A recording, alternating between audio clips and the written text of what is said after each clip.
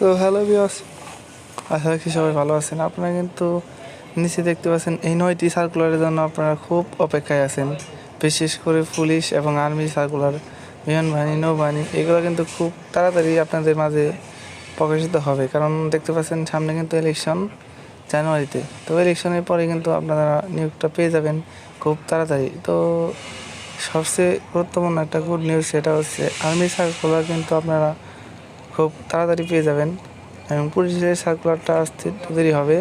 এবং answer, PDB এবং বিমান বাহিনী এগুলো কিন্তু পর্যায়ক্রমে সার্কুলারটি দেওয়া হবে।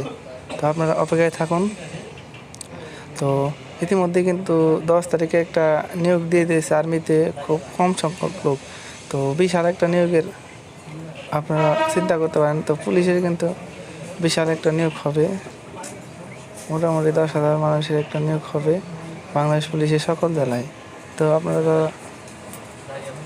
এখন পর্যন্ত বিভিন্ন ধরনের কাগজ সংরক্ষণ করবেননি, যেমন সার্টিফিকেট, চারিত্রিক সনদ, বৈবাহিক সনদ, নাগরিক সনদ, পিতামাতার সম্মতিপত্র, এগুলো কাগজ এখন পর্যন্ত থেকেই সংরক্ষণ করতে হবে।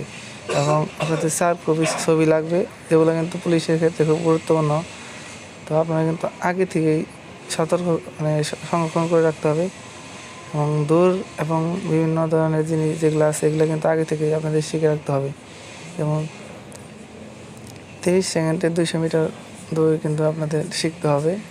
দড়ি বা রশি বা সব শিখতে হবে। ধন্যবাদ, সবাই ভালো থাকবেন।